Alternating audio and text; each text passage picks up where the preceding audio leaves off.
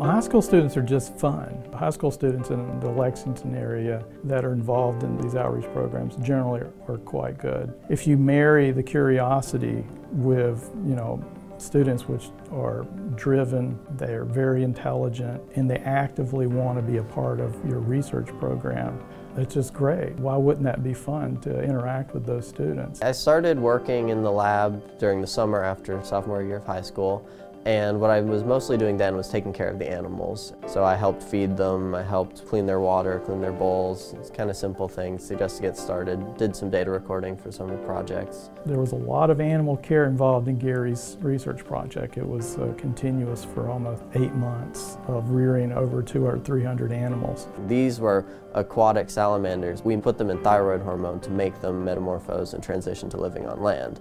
And then continued to track them for several months to a time that we felt comfortable to do the amputations on their tails.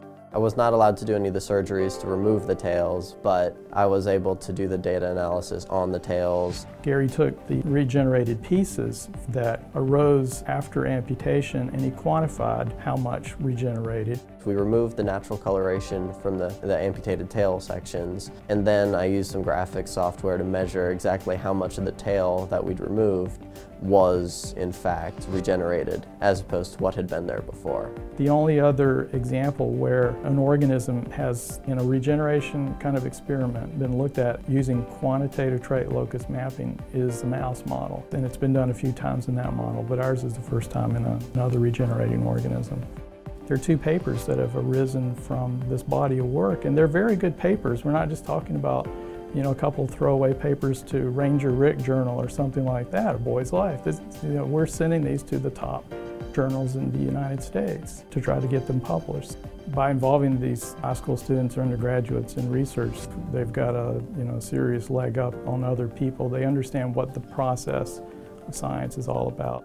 It really is a coup for UK when we can get our top local talent to stay in state and come to Kentucky. Gary's a national merit scholar, and he could have gone to any university he wanted to, but he chose to come to UK, and it's just, it just makes us so much better to keep our smartest folks here in state and going to the flagship university.